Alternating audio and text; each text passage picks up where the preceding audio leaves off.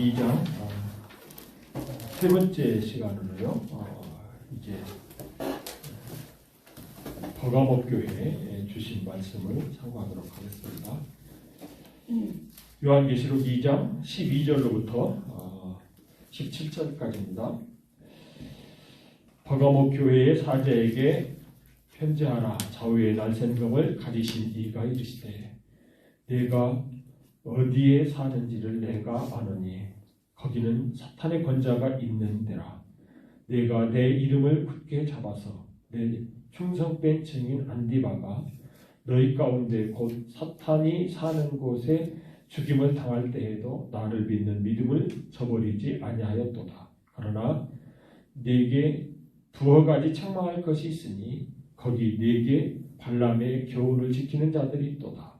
발람이 발람을 가르쳐 이스라엘 자손 앞에 걸림돌을 놓아 우상의 제물을 먹게 하였고 또 행음하게 하였느니라. 이와 같이 네게도 니골라 당의 교훈을 지키는 자들이 있도다. 그러므로 회개하라.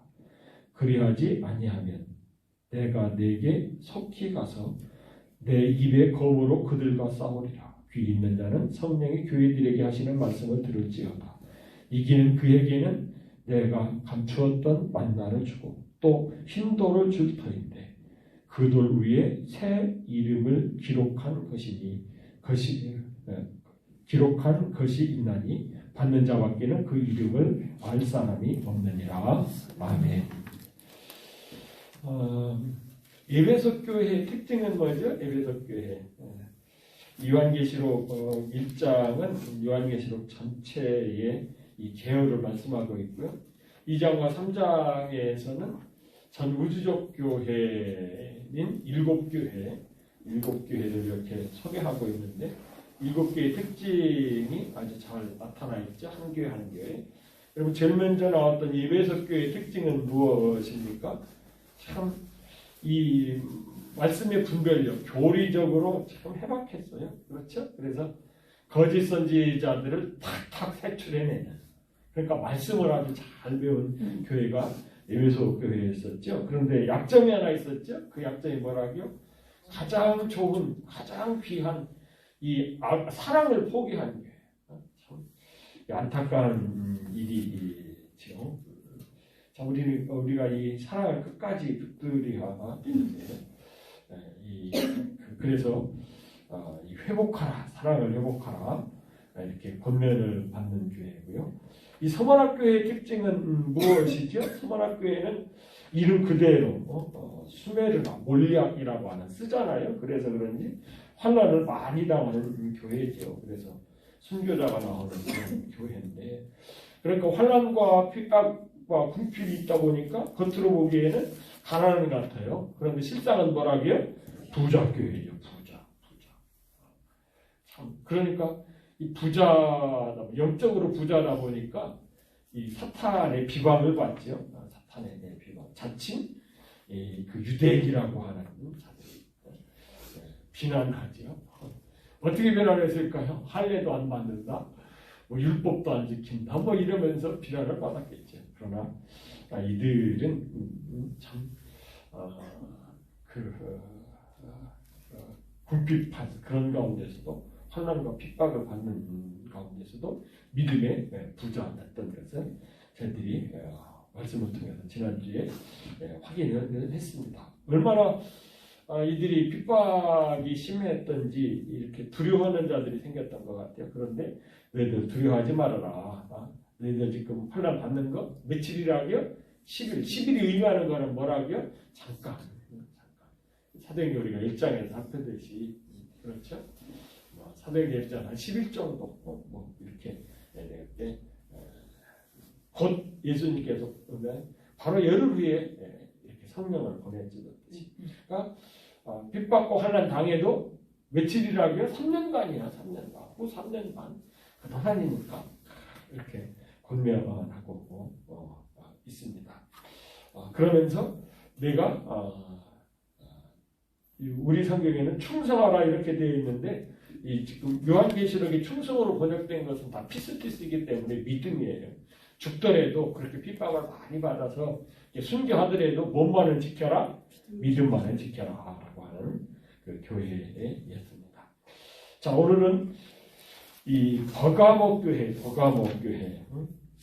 이 버가모 교회, 버가모라고 하는 이름은 페르가모라고 하는 뜻입니다. 페르가모라고 하는 이름은 이제 우리 성경은 그냥 버가모로 이렇게 번역했는데 페르가모. 그런데 이 가모스 하면은 이게 혼인이에요. 혼인. 결혼식이라는 얘기, 결혼. 그러니까 이 결혼한다라고 하는 것은 같이 사는 거잖아요. 그런데 그 앞에 페르라고 하는 것은 이중, 두겹, 이러니까 견고하죠. 이렇게 성벽도 이 두 겹으로 되어 있는 성이 있지 않습니까? 뭐 그런 성은 뭐 진짜 견고하죠. 그런 것처럼 이 페르가모스라고 하는 것은 이렇게 견고한 결혼. 뭐 더 쉽게 얘기하면은 뭘까요? 이 결혼하는데 아주 막 탁 붙어 있어. 누가 누구를 붙어 있는 거예요? 여러분 사랑하는 그 신랑과 신부가 붙어 있으면 좋은데 누가 붙어 있어요? 막 사탄하고 또 그다음에 이 신실한 믿음의 사람들이 붙어 있어. 동거를 하고 있어. 참. 그러니까 이 결혼이라고 받아들인다고 하다 보니까 또 이 버가모 교회 성도들이 이렇게 받아들인 것을 볼 수가 있습니다. 그래서 이 버가모 교회의 특징은 이름에서부터 우리가 알 수 있는데요. 버가모 교회 사제에게 편지하라. 여러분 이게 벌써 이제 몇 번씩 살폈으니까 다 아시죠?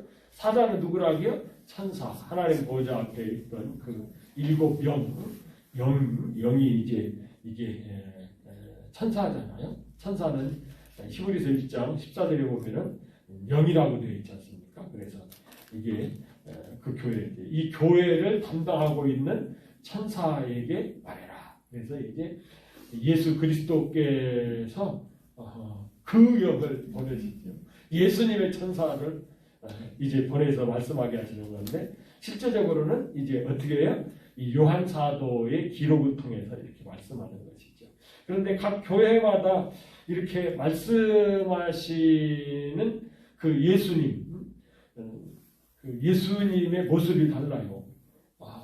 이 버가모 교회는 어떤 모습이에요? 좌우에 날쌘금을 가지신 이가 이르시되, 좌우에 날쌘금을 가지신 이가 이르시되. 여러분 에베소 교회 때는 그 주님의 모습이 어땠어요? 7 촛대 가운데 거니시는 분으로서 이렇게 묘사되어 있잖아요. 그 다음에 이 서만학교회는 어때요? 어떤 분으로 묘사되어 있죠? 죽었다가 다시 살아나시니. 죽었다가 살아나십니다. 예수님. 그런데 오늘은 무서워요. 날쌘 검을 가지신 예수님. 그래서 이 검은요, 요한계시록에 검이 2 종류가 나오는데 하나는 마카리아라고 하는 칼이죠. 이것은 마귀의 유혹을 나타내는 호신용 칼을 마카리아라고 하는데 이 롬파이아라고 하는 정확히 발음하면은 롬파이아. 이 롬파이아는 뭐라고요? 총칼 할 때에 얘기하는 바로 이 전쟁용 무기예요. 총칼 할 때 하는 그 칼, 전쟁용 무기. 그러니까 예수님께서 지금 이 심판하는 모습, 그런 모습으로 지금 말씀을 하시는 장면이죠. 왜 그렇습니까?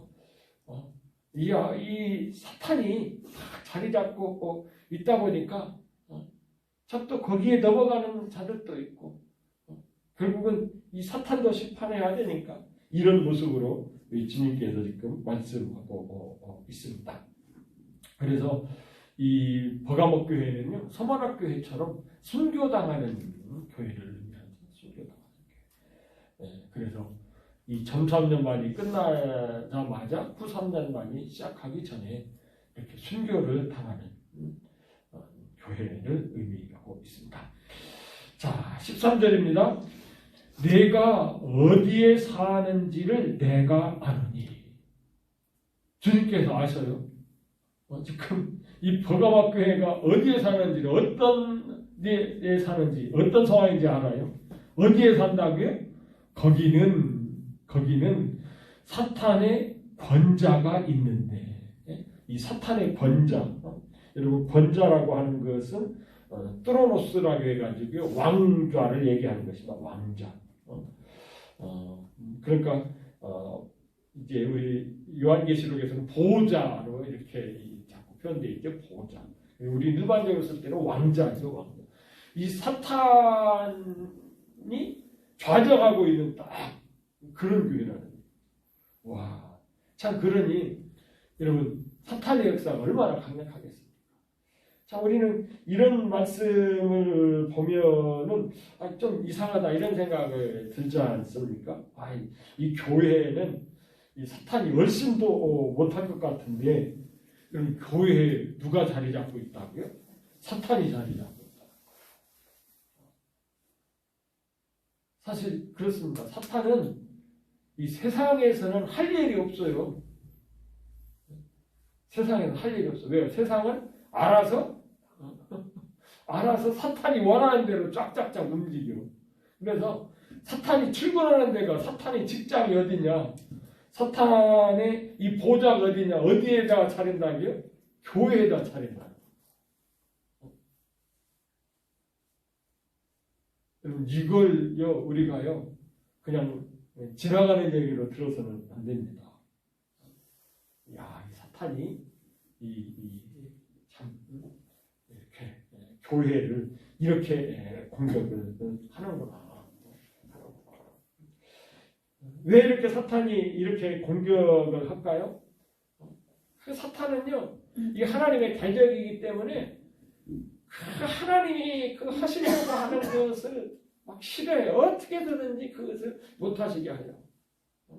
하나님이 지금 천지 창조 때부터 계속해서 하시려고 하는 것이 뭐라고요? 예수 그리스도를 장가 보내는 거잖아요. 그것을 못하게 하는 거예요. 그래서 이 사탄이 교회를 공격을 해가지고 정말로 이 요한계시록 13장에 가서 보면 사탄이 이기는 그런 모습까지 나오고 결과적으로 이제 18장에 가서 보시면은 교회가 사탄의 공격을 받아서 완전히 타락해서 큰 성 바벨론이 되잖아요. 그래서 그때의 모습을 보면 알 수가 있어요. 사탄이 왜 이렇게 교회를 공격하는지. 여러분 요한계시록 18장 7절을 보시면은 그녀는 큰 성 바벨론이지요. 타락한 이 교회. 그녀가 얼마나 자기를 용화롭게 하였으며 사치하였든지 그만큼 고통과 애통함으로 갚아주라. 그녀가 마음에 말하기를 나는 요항으로 앉은 자요. 나는 요항으로 앉은 자요. 아니 자기가 요항이니까 통치자가 필요 없어요? 없어요. 그러니까 하나님의 통치가 필요 없다는 거예요. 천년왕국의 통치가 필요 없다. 내가 왕인데 뭐. 내 맘대로 한다는 거죠. 이 사탄의 공격을 받아서 사탄한테 지면은 교회가 이렇게 되는 거예요. 내 맘대로 하겠다는 거예요. 하나님의 통치, 하나님의 다스림을 받지 않겠다는 거예요. 그 다음에 뭐라고 얘기합니까? 유황으로 앉은 자요. 과부가 아니라 결코 애통함을 당하지 아니하리라. 난 과부가 아니다라고 하는 얘기는 뭐예요? 나 남편이 필요 없어 이런 얘기잖아요. 우리는 뭐예요? 우리는 지금 우리는 남편을 기다리는 신부입니다. 나는 남편이 필요해. 그래서 주님을 기다리는 건데, 뭐 주님과 결혼하는 거 이거 뭐 싫다는 거예요. 나 남편 필요 없어. 여러분 이제 사탄의 왜 공격하느냐? 교회를 이렇게 만들냐고. 교회가 하나님의 다스림을 받고 신랑을 기다려야 되는데 그렇게 하지 못하고 쉽게 얘기하면은 뭐예요? 기름과 등을 준비하지 못하고 등과 기름을 준비하지 못하도록 기름을 준비하지 못하도록 이렇게 공격을 한다라고 하는 것입니다. 그런데 보면은 아주 귀한 것이 있어요. 권자가 있는데 뭐라고요? 내가 내 이름을 굳게 잡아서 내 여기서 충성됨인데요. 이 믿음이라고 그랬죠. 믿음의 증인 안티바가 너희 가운데 곧 사탄이 사는 곳에서 죽임을 당할 때에도 나를 믿는 믿음을 저버리지 아니하였도다. 순교를 당하면서도 어떻게 했다고요? 믿음을 저버리지 않았다. 안디바가 나오는데 안디바에 대해서는 여러 주장들이 있습니다. 이건 실존 인물, 실제 안디바라고 하는 사람, 믿음이 좋은 사람이 있었다. 그렇게 주장하는 사람도 있는데 사실 그렇게 주장하게 하는 것은 이 교부 사도들이 다 돌아가시고 난 다음에 이제 교회를 지도했던 자들이 교부죠, 교부.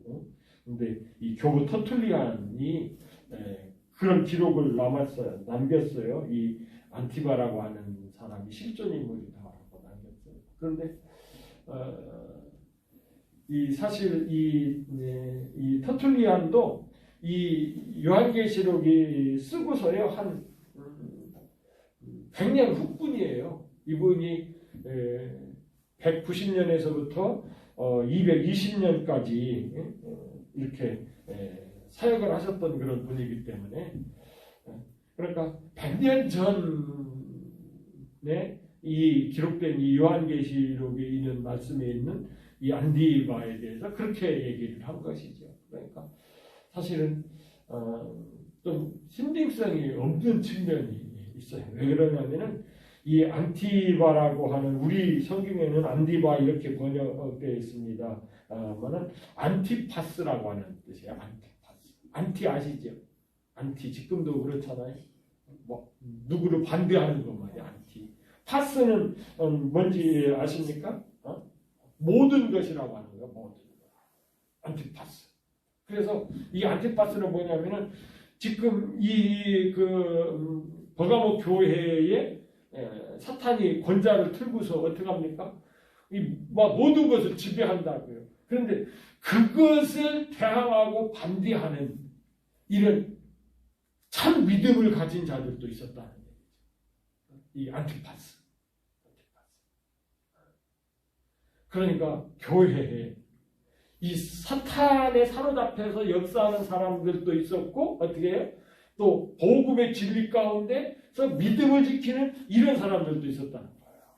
교회는 항상 그렇습니다. 사실 이게 버가모 교회만 그런 것이 아니라 지금도 보면은 교회 가운데요 다 믿음이 좋고 하나님의 말씀대로 이렇게 순종하려고 하는 사람들이 아니에요.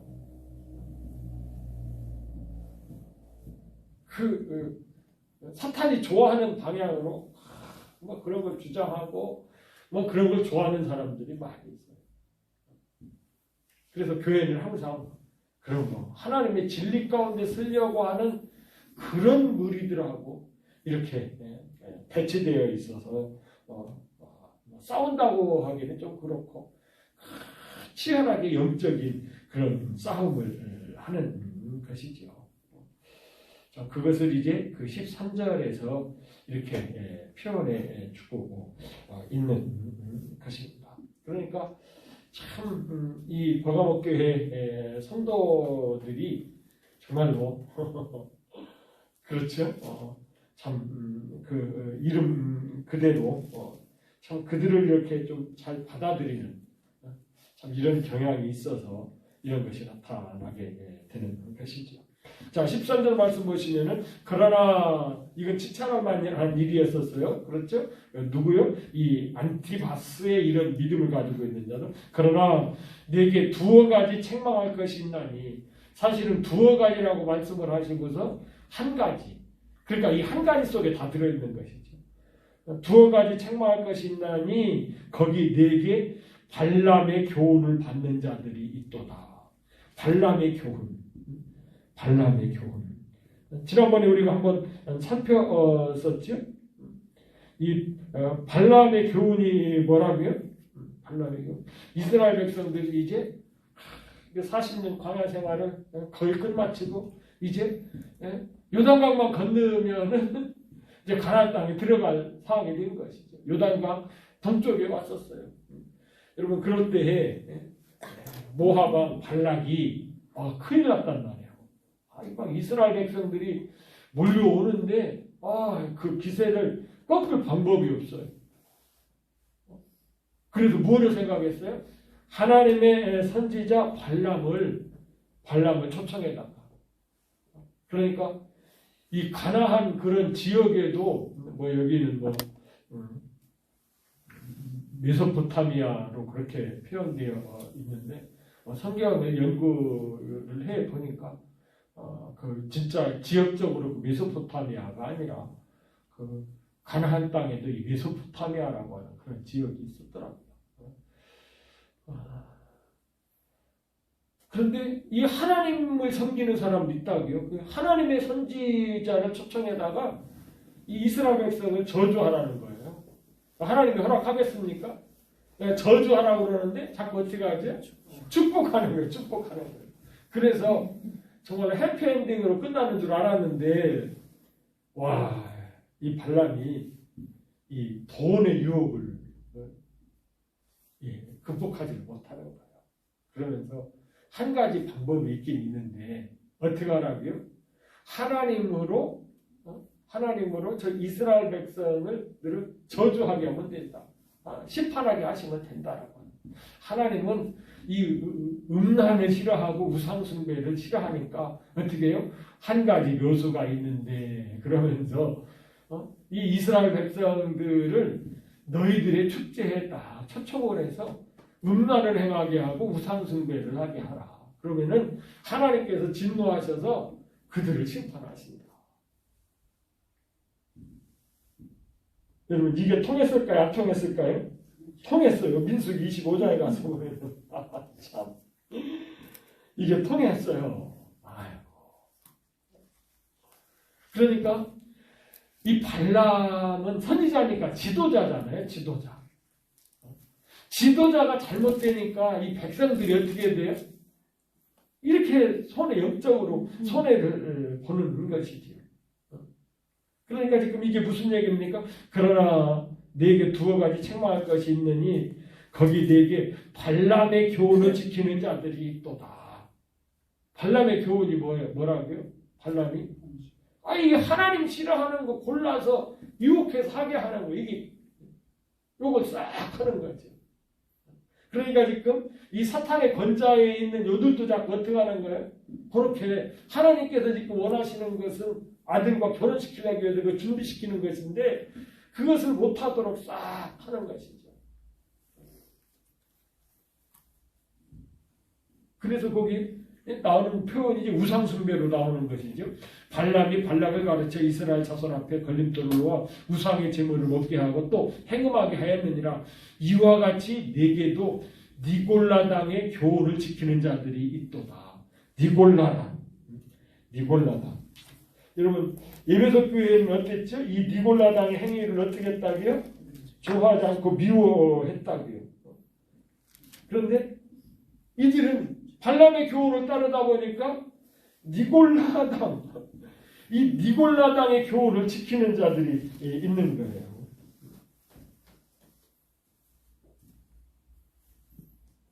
여러분, 이 니골라당은 뭡니까? 참, 자기가 자꾸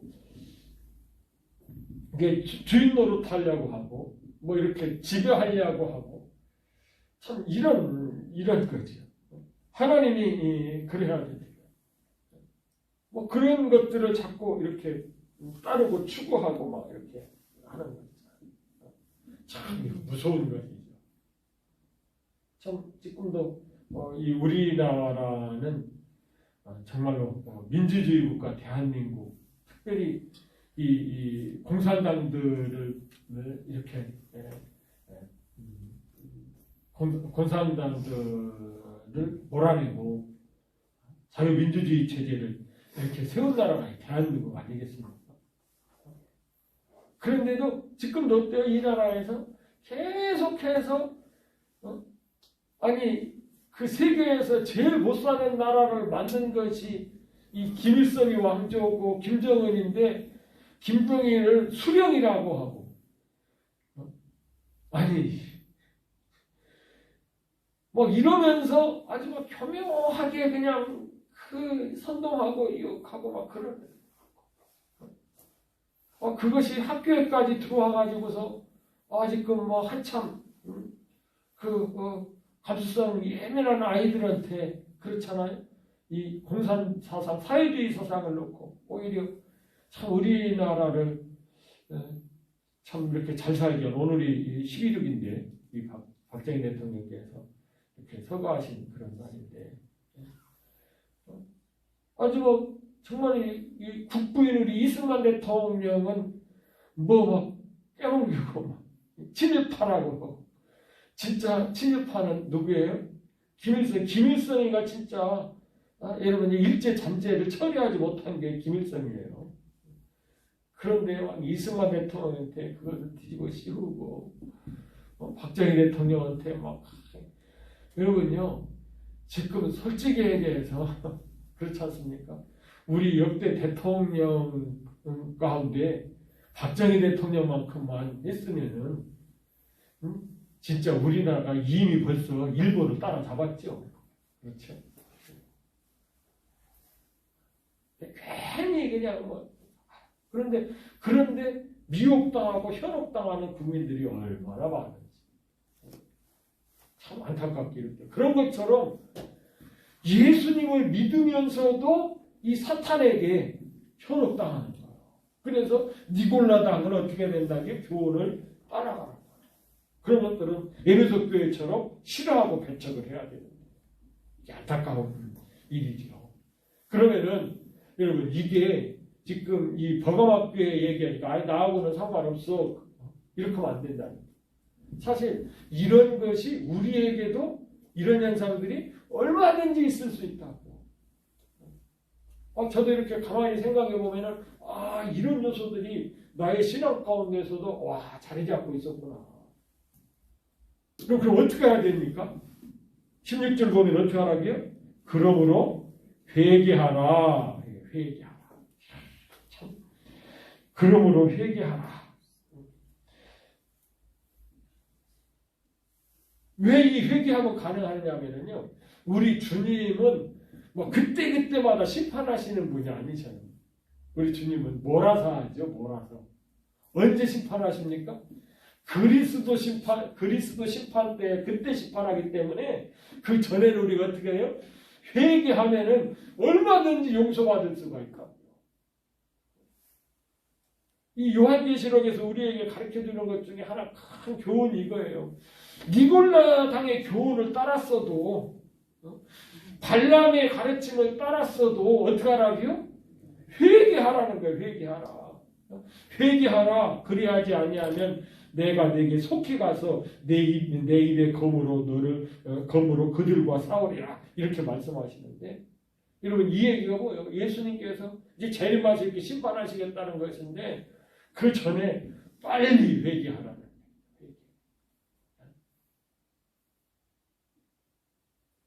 그래서 사실 우리 그리스도인이라고 하는 건요 다른 게 아닙니다. 믿음이 좋다는 건 다른 게 아니에요. 회개 잘하는 거, 회개 잘하는 거. 그래서 하나님의 말씀으로 딱 지적됐을 때, 아이고 잘못됐습니다. 참 이 회개를 하지 못하고 몸이 꼿꼿하면은 어떻게 한다고요? 정말로 롬파야. 이 검을 가지고 와서 주님께서 심판하시는 것입니다. 여러분 요한계시록 19장 11절에 가서 보면 예수님께서 이 롬파야를 가지고 오실 때 뭐를 타고 와요? 백마를 타고 오셔요. 말을 타고 오셔. 말을 타고 온다는 건 뭐예요? 이건 싸우는 전사로서 오시는 거예요. 근데 예수님께서 여러분 2000년 전에 오셨을 때는 뭐를 타셨다고요? 나귀를 타셨어요. 나귀를 타셨다라고 하는 것은 뭐지요? 나는 지금 왕으로 온 자가 아니야 이런 거죠. 십자가에 못 박혀 죽으러 어린 양으로 온 자야. 그러는데 사람들은 그 사인을 알지 못하고 나귀를 타셨음에도 불구하고 겸손하셔서 나귀를 타셨음에도 불구하고 이스라엘 왕이라고 막 그러다가 자기들이 뜻대로 안 되니까 십자가에 못 박으라고 이러는데 여러분 진짜 왕으로 오신 그때 되기 전에 우리는 어떻게 해야 된다고요? 회개를 해야 된다라고 하는 것입니다. 17절 귀 있는 자는 성령이 교회들에게 하시는 말씀을 들을지어다. 여러분 지금 우리 번역된 성경으로 이렇게 보면은 이 말씀 들으면은 또 이 말씀 읽으면 어떤 생각이 나요? 어떤 생각이 들어요? 그렇지 내가 귀가 있지. 그럼 내가 이 성령의 음성을 들어야 되지. 자꾸 이런 생각이 나요. 그래서 성령께서 나에게 말씀하실 때 내가 들어야지. 이런 생각을 한다고요. 그런데 여러분 사실 이 말씀을 뭐라고요? 이게 성령이 아니고 뭐라고 하고요? 귀 있는 자는 영이 그 선사가 교회들에게 말씀하시는 걸 들으라. 이제 이 요한계시록 이 말씀을 들으라는 얘기거든요. 이 말씀을 들으야 우리가 어떻게 합니까? 예수님의 신부로서 결혼 준비하고 이렇게 되는데 내가 성령의 음성을 들어야지. 이러다 보면은 어떻게 됩니까? 이 중요한 벌써 이미 2000년 전에 이렇게 이 교회들에게 이렇게 주신 이 말씀은 생각지도 아니하고 엉뚱한 짓거리 할 수 있다. 물론 우리가 이 세대를 통해서 이렇게 믿음으로 따라갈 때 그때마다 우리가 들어야 될 하나님의 음성이 있습니다. 그러나 그것보다 더 우선된 것은 무엇이에요? 이렇게 기록된 말씀. 이것이 뭐라고요? 천국의 열쇠잖아요. 이게.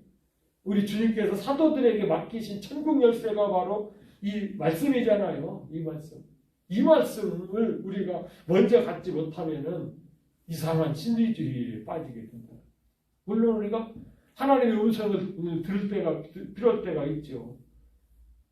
지금처럼 이렇게 코로나 시대가 딱 온다라고 하면은 이거 어떻게 해야 돼요? 물론 우리가 그렇죠? 이 성경을 통해서 분별을 해야 되지만 이것을 통해서 하나님께서 나에게 말씀하시는 것이 무엇인지를 우리가 분별해서 드려야 됩니다만은 더 중심적인 것은 기록된 이 말씀을 통해서 우리에게 주신 것을 귀를 기울여야 된다라고 하는 것이죠. 그래서 귀 있는 자는 영이 그러니까 천사들이 교회에게 하시는 말씀을 들을지어다.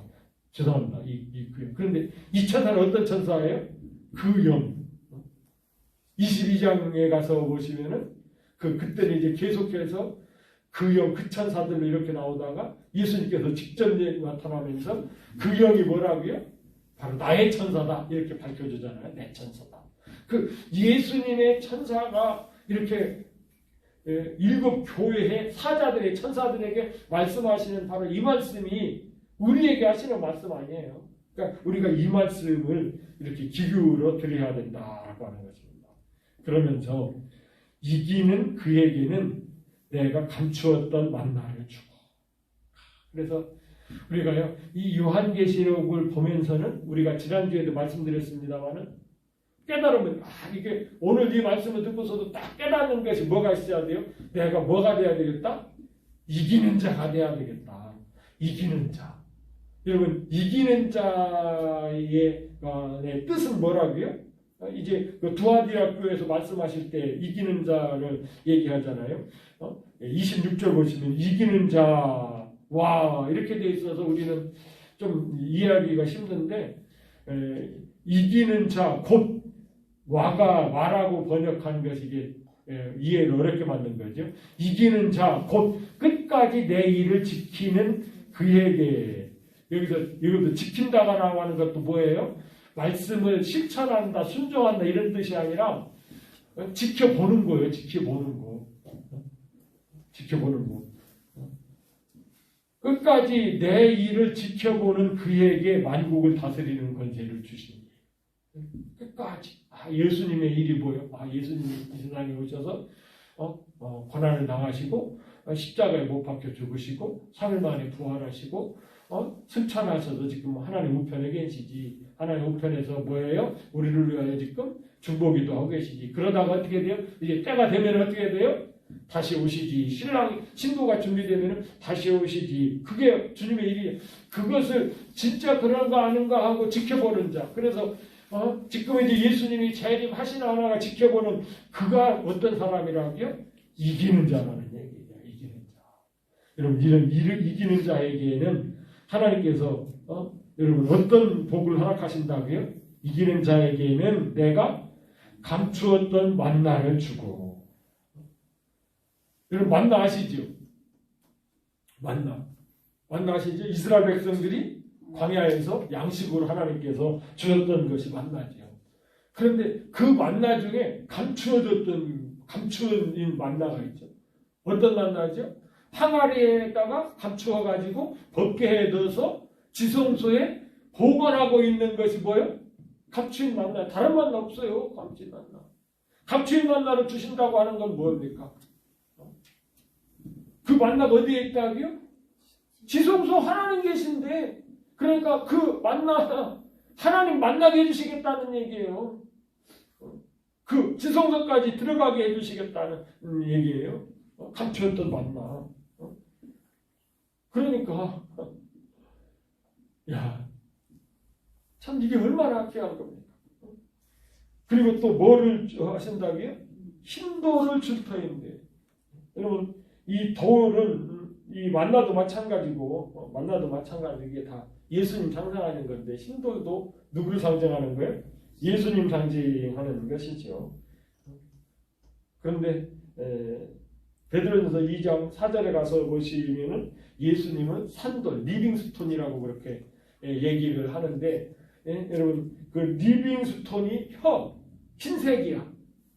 그러면 무슨 의미죠? 희다라고 하는 것은 의로운 돌. 예수님이 의로운 돌. 결국은 이것도 흰 돌을 줄 터인데라고 하는 것도 무엇입니까? 똑같아요. 이 감추인 만나를 주신다는 것과 흰 돌을 주신다는 것과 주님 만난다는 거예요. 주님 만난다. 여러분 왜 우리가 죽는 걸 두려워하지? 죽었는데 주님 못 만날까 봐. 우리가 부활해가지고 이제 주님 오실 때 주님 만나야 되는데 주님 못 만날까 봐.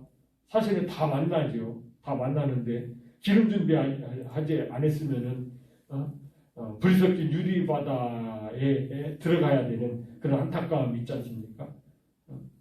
그런데 이기는 자는 어떤 사람이 이기는 자예요? 회개하고 정말로 주님께서 그 말씀하신 대로 그 일을 성취해가라 다시 오시는 거야. 이렇게 지켜보는 자에게 하나님께서 예수님께서 이런 은혜를 주시겠다라고 말씀. 결국은 마카리오스의 복이죠. 마카리오스의 복. 자 그러면서 그 돌, 흰 돌을 줄 터인데 그 돌 위에 그 돌은 어떤 돌이죠? 흰 돌이죠. 흰 돌 위에 새 이름을 기록할 것이 있나니 받는 자 밖에는 그 이름을 알 사람이 없느니라. 새 이름. 그 흰 돌 위에 새 이름을 기록한대요. 흰 돌 위에 새 이름. 참 여러분 예수님이 독생자로서 오셔서 부활하실 때는 또 독생자로 오셔서 십자가에 죽으시고 부활하실 때는 뭘로 부활하셨다고요? 마다들로 부활하셨다라고 하는 우리가 이 새 이름도 우리가 잊어서는 안 되겠습니다만은 여러분 3장 12절 보시면은 이제 빌라델비아 교회에 대해서 이렇게 말씀을 하시면서 또 이름을 얘기하고 있습니다. 이름. 이기는 자는 내 하나님 성전의 기둥이 되게 하리니 그가 결코 다시 나아가지 아니하리라.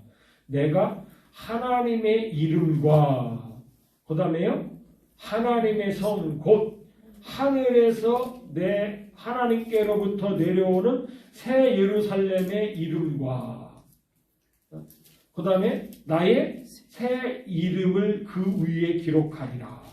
그러면은 여러분 이 새 예루살렘은 이게 뭔지 여러분 아시죠? 이 새 예루살렘의 이름이 무엇이지요? 새 예루살렘의 이름? 여러분 이 새 예루살렘의 이름이 요한계시록 21장에 가서 보면 이 새 예루살렘이 지금 그 3장 12절에서 하는 것처럼 이제 하나님께로부터 하늘로부터 이렇게 내려오는데 이름이 있어요. 한번 볼까요? 요한계시록 21장 9절 보시면은 바로 이 이름입니다. 이 이름. 예수님의 새 이름 마다들도 있는데요. 또 이 이름도 있어요. 요한계시록 21장 9절. 일곱 대접을 가지고 마지막 일곱 재앙을 담은 일곱 천사 중 하나가 나와서 내게 말하여 이르되 이리 오라. 내가 신부 곧 어린 양의 아내를 내게 보이리라 하고 영으로, 거기도 성령이 아니라 영으로 나를 데리고 높은 산으로 올라가 하나님께로부터 하늘에서 내려오는 뭐요? 거룩한 성 예루살렘을 보리니. 그러니까 그 거룩한 성 새 예루살렘이 뭐예요? 거기 보니까 새 이름 어린 양의 아내 나의 신부. 이해를 하셨어요? 거기 보니까 9절에서는 뭐라고 말씀하세요? 보라 오라 내가 신부 곧 어린 양의 아내를 네게 보이리라 이렇게 하고서 어린 양의 아내를 보이리라 했는데 보니까 뭐라고요? 그것이 새 예루살렘이에요. 그러면 이 새 예루살렘은 뭐라고요? 어린 양의 아내. 그렇죠. 그러면 아까 얘기했던 바로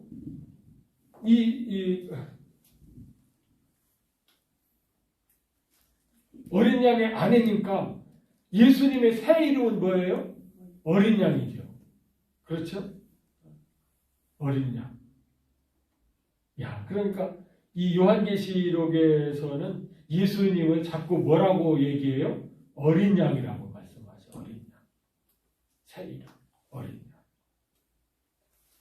그런데 이 어린 양을 새 이름을 할까? 아이고 이 신약에서 나오자마자 벌써 침례 요한부터 얘기했던 것이 바로 그 6월절 어린 양 아니에요? 맞습니다.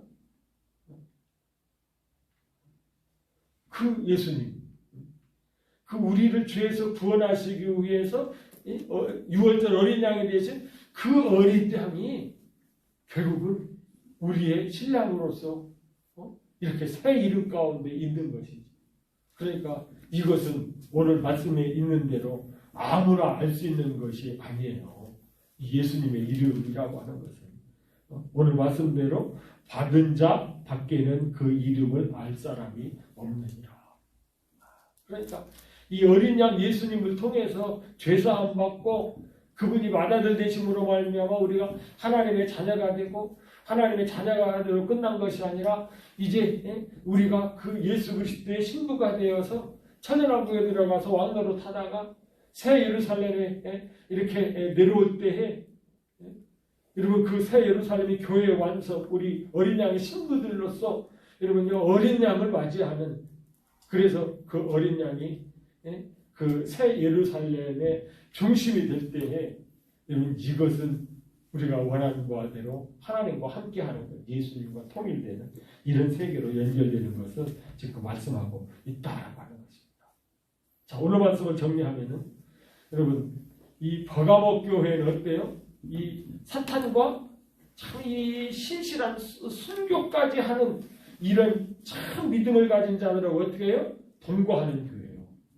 그러니 얼마나 참 어렵겠어요. 그래서 결국은 이 순교하는 교회인데 그들 중에 많은 사람들이 어떻게 된다고요?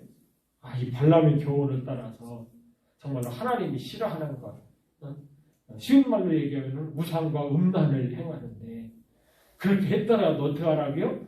회개하면은 하나님께서 용서해 주셔서 이렇게 하나님께서 우리를 준비하고 계신 이 신돌, 감편, 만나 이런 것들을 다 누리게 하나님과 이렇게 가까이 마카리오스의 복을 주겠다 이렇게 약속된 것이 이 버가모 교회에 주신 하나님의 교훈의 말씀인 것입니다. 오늘도 저희들이 여러분 이 말씀 보고 혹시 우리 가운데 이 버가모 교회에 속해 있을 때에 여러분 정말 여러분들이 이 안티바와 같이 굳건하게 믿음을 지키는 자가 아니고 또 미혹되어서 이 사탄 편에 서 있는 이러다 할지라도 하나님께서 회개를 촉구할 때 깨닫게 하실 때에 회개하는 이런 은혜가 있기를 주님의 이름으로 축복합니다. 아멘. 참 지금도 바로 그런 일에서 참 회개할 수 있는 이런 기회를 주신 것 참 얼마나 감사한지 모르겠습니다. 그래서 여러분 우리가 이 주님을 따라가는 것이 참 쉬운 건 아니지만은 또 그렇다고 해서 불가능한 것도 아닌 것인 것을 우리에게 이렇게 가르쳐 주시는 귀한 말씀인 줄 믿습니다. 자, 우리가 기도할 텐데요. 전도사님이 이번에 이제 마지막 내일 모레 금요일 날 마지막 항암 치료를 받습니다. 지난번에 항암 치료 받으시고 참 굉장히 어려움을 많이 겪었는데 이번에도 지난번보다 더 힘들면 더 힘들겠지만 더 쉽지는 않겠죠. 그래서 마지막까지 잘 받고 건강히 이렇게 회복이 되어서 정말 주님 앞에 이렇게 성경에는 충성된 일꾼으로 되어 있지만은 또 신앙적으로 얘기하면 뭐예요? 믿음, 신실한 믿음 가운데 서 있는 또 이런 하나님의 정으로 세우심을 받을 수 있도록 기도해 주시고요. 또 우리가 뭐 해야 돼요? 이 기름 준비해야 돼요. 기름 준비. 참 우리 기도해야 됩니다. 정말로 우리가 지금 기름을 얼마나 준비했는가. 아직도 미운 사람이 있고 싫은 사람이 있는데 나는 저런 사람은 싫은데 여러분 이렇다라고 하면 나에게도 그만큼 다른 사람에게 싫어할 수 있는 요소가 있다고 하는 거잖아요. 그만큼 우리가 기름이 부족하다는 거. 여러분 그런데 유대인들에게 있어서 기름 하면 그들은 뭐를 생각한다? 그들의 주식은 빵 만들어 먹는 건데 그 빵 만들어서 그렇잖아요. 올리브 찍어 먹고 거기다 이렇게 야채 싸 먹고 뭐 이런 것 아니겠습니까? 근데 그 빵 만들려고 그러면은 반죽을 뭘로 한다고요? 기름으로 만들어요. 그런데 빵 만들 때요, 이 반죽이 굉장히 중요해요. 이게 아주 근데 어떻게 하다 보면은 반죽이 좀 이상하게 된다. 그래서 그런지 그 유튜브 같은 데서도 이렇게 빵 만드는 거 이렇게 얘기하는 사람들이 꼭 어떻게 하는 줄 아세요? 반죽을 잘 되게 하기 위해서 그 밀가루가 고음에도 불구하고 꼭 체에다 넣어가지고요 이렇게 쳐서 내린 다음에 반죽을 시켜요. 그렇지 않으면 이 덩어리 같은 것이 잘 안 되거든요. 그래서 그잘 섞이도록 기름을 넣어서 잘 해야 되는데 우리가 기름이 부족하면 어떻게 해야 되죠? 반죽이 잘 안 돼요.